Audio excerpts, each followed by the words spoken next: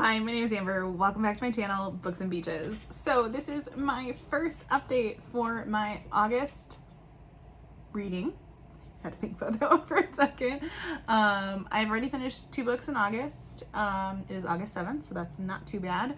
The third one I'm currently in is probably going to give me a run for my money. But let's go ahead and take a look at the books that I finished so far. So both of them have been on my Kindle. I have been on a huge Kindle kick lately. 1, because I was traveling a lot in July. And 2, I'm really into the Kindle challenge right now. So gosh forbid I didn't get my Kindle streak. But I've had so many books that I've wanted to read on my Kindle, and it's really helping with my NetGalley score, so I'll take it. So the very first one I read was The Comeback Summer by Allie Brady. I had read Allie Brady's other book, The Beach Trap, I had to think about that one, earlier this year and really enjoyed it. And so when this one came up, it was on sale, I don't know, probably a month or 2 ago. I picked it up because I really enjoyed her writing in that one. And this one is not based at the beach, but it's actually based in Chicago with 2 sisters who run a company together, and kind of the difficulties that they have in running this company. It's a PR company. It's not doing so hot. It was formerly their grandmother's, so they don't want to close it because it means something to them.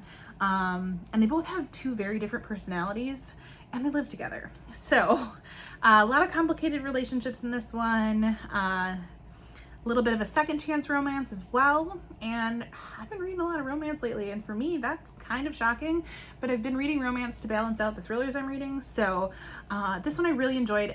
First out of the gate I gave it a 5, and the more I thought about it I was like, okay, it's probably more like a 4.5 because it's not perfect. It was kind of predictable, but it was what I needed at that time, and it was just a good quick read, and it was the last book I finished on my camping vacation. So I really enjoyed that one. I will continue to pick up what Allie Brady writes. And actually, before I forget, Allie Brady is actually an author duo.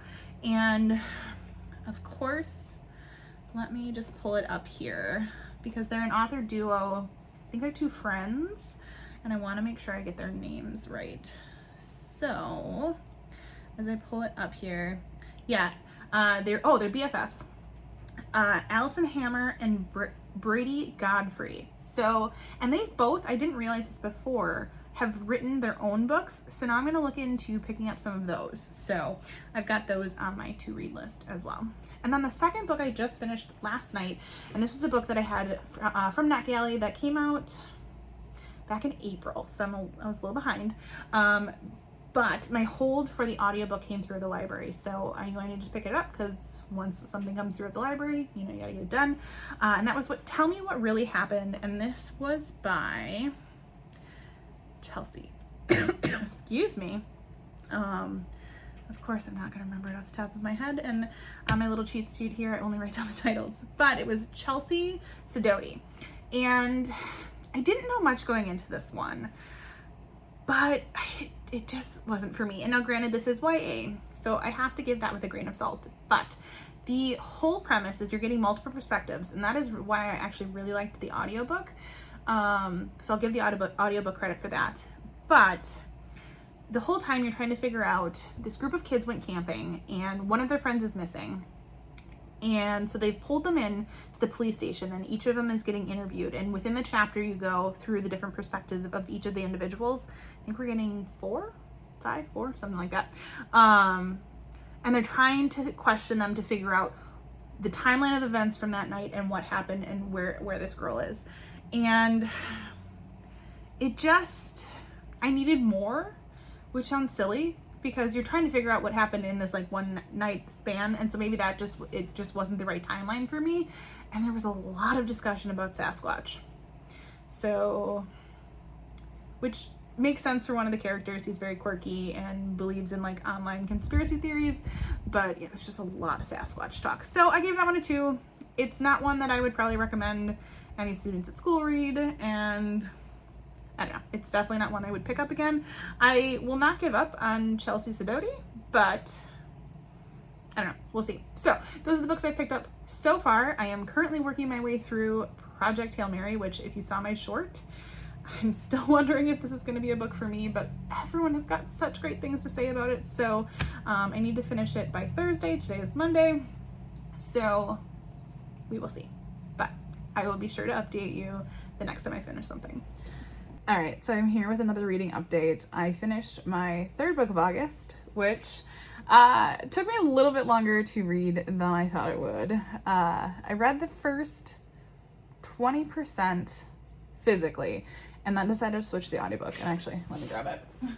So, this was a book that I made a short about, kind of asking my subscribers what they thought, and I know a lot of them said audiobook.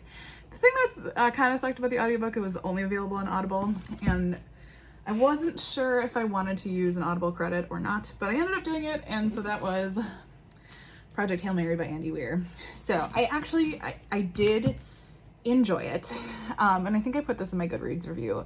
I said I really liked the fiction part of it, not so much the science part of it.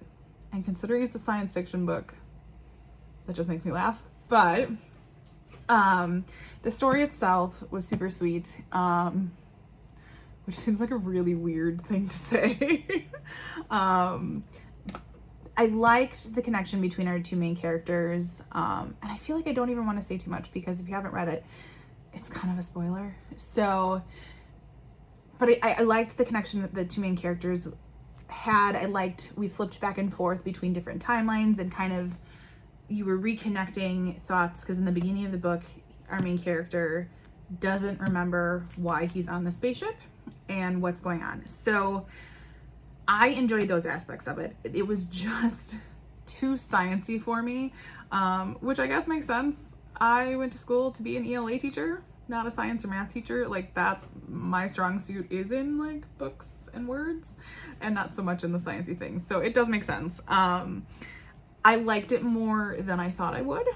So that is definitely saying something. And I think I even have a better appreciation for it after sitting down at our book club the other day. And now granted, we had a really small book club. August tends to be a smaller book club. Everyone's just got a lot of stuff going on at the end of summer and as the school year gears up.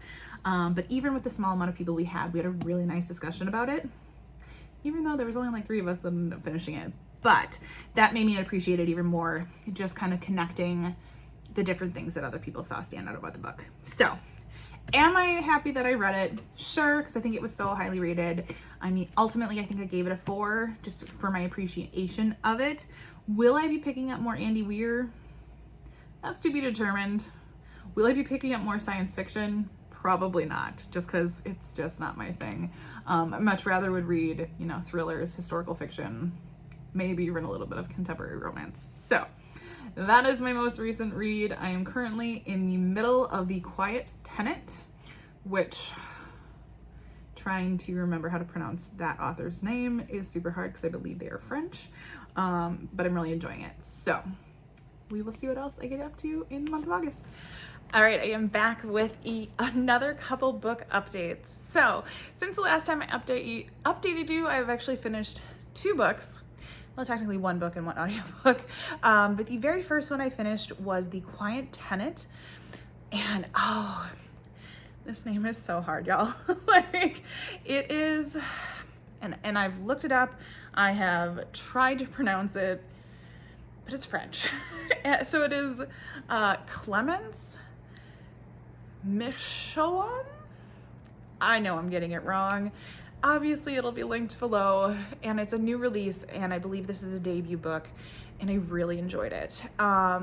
Basic premise is you are getting multiple different perspectives of these 3 women in this man's life. And our primary perspective is a woman that he has been keeping captive in his shed in his backyard for like 5 years. And the whole dilemma that he has is he needs to move because his wife has passed away and his in-laws are selling the house, so he needs to move somewhere, and he doesn't know what to do with this woman. And we also get a perspective of a woman that he is interested in the town, and you're getting the perspective of his daughter, which I know she's a teenager, but I can't remember specifically what her age is. And it is twisted. It was a little bit slow maybe at the beginning, but once you're kind of in the mainstream of the story, you just don't know what's going to happen next. And you're kind of at your edge of your seat, like, when's this going to happen? When is this going to happen? Is this going to happen? So in that respect, I thought it was really, really good. I gave it about a 4.5 just because the beginning was a little slow for me. I found myself like wanting the audio. I had the ebook of it because I had it from NetGalley. But once I got into it, I really enjoyed it. And there was one thing at the end that just wasn't for me per se, but I'm not going to say that here because I just don't want to spoil it. But overall, a really great story, and I will be looking into other things that this author writes in the future. The other thing that I picked up right after that is I just kind of needed to skip out of the thriller world for a minute. Just a minute, don't worry, it's not going anywhere. So I picked up the newest audiobook by Christina Lauren. And let me just pull this up because I don't want to mess up which one it is here. It is called, oh, come on. Now, of course, why would it be at the top of my app when I want it to be? I mean, come on, that's just not the way it plans out. But, hold on. Oh, seriously, it's not even going to pop up on here. Sorry about that, y'all. Like, really? Scribd is not being my friend right now, but I don't want to mess up this name. How is it not coming up as like the first one on here? I just read it.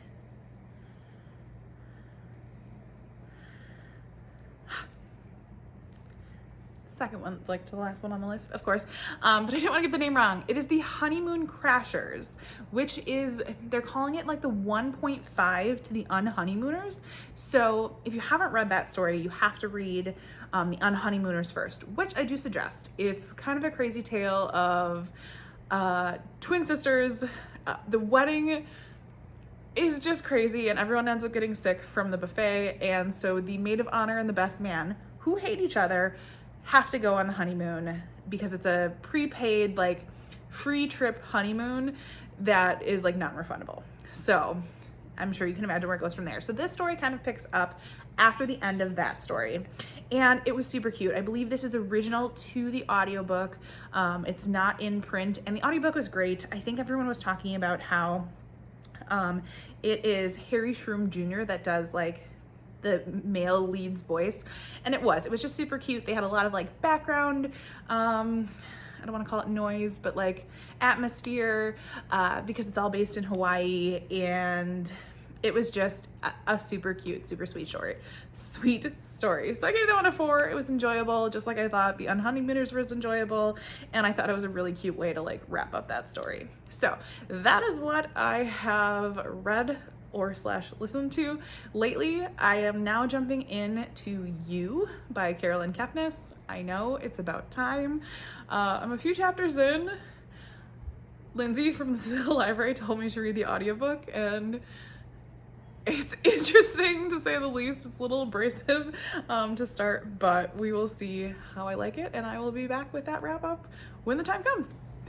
All right, it is August 30th and I am fresh back from the gym, but I wanted to do one last update. So I haven't done as much reading in August as I have the rest of the summer, and I think it's just because I have been gone and school, well, teacher in services started, and I am just tired. So I haven't done as much reading. There is one book that I haven't done an update about yet, and that is Rain, and that is Catherine McGee, and it is the 4th book in the American Royals series. So I don't want to say too much about it because you would have needed to have read the first 3 books to understand what's going on, but it is a YA series about if after the Revolutionary War, America would have decided to have a monarchy similar to England along with their government, and the Washington family is the monarchy. So, and we're obviously several generations down the way, and they're having their first queen instead of a king. So really, really enjoyed that one. I believe this is wrapping up that book series. Guess I started series September a little soon, but really enjoyed it. Catherine McGee's writing is just like super easy to read, And as I check my Goodreads here, I just want to make sure I have what I rated it correct.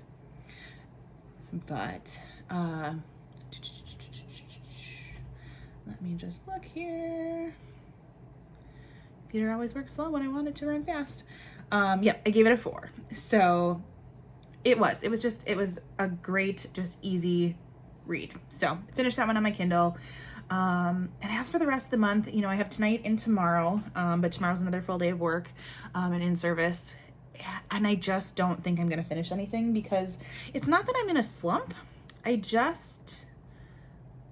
tired when I get home. I'm making myself go to the gym after school, which I was spoiled all summer, being able to go kind of whenever I wanted. So this is a new routine I got to get back into. So I don't think I'm going to finish anything else. I am currently in the middle of a couple different books, and that probably is part of my problem. But I am currently in the middle of You by Carolyn Kepnes. I think I'm probably, I don't know, 8-9 chapters into that one, and I'm listening to that audiobook. I'm struggling a bit with it. I knew it was going to be interesting, but it is a little vulgar. So there's that. I am probably about 20% of the way into True Biz, which is by Sarah Novick. It was suggested to me by a coworker. It's super interesting so far. It is all about a deaf school and deaf culture, which I find really interesting. And then I'm also reading, as I'm looking here, it's The Surgeon by Leslie Wolfe. And that one I think I heard recommended on one of the Facebook groups I'm in. So, and that one, it's a quick read. It's on my Kindle. I say quick read. I've only been reading like a chapter to a night just to keep up my Kindle streak. So I'm in the middle of like all 3 of those. I probably shouldn't be, but that is where my reading is at. So I figured I would wrap up things here, because I just know I'm more than likely not going to finish anything by the end of the month. So that is what I have for my August reading. What did you pick up in the month of August? Anything that I should add to my TBR? As always, if you like this video, feel free to like and subscribe, and I will see you next time.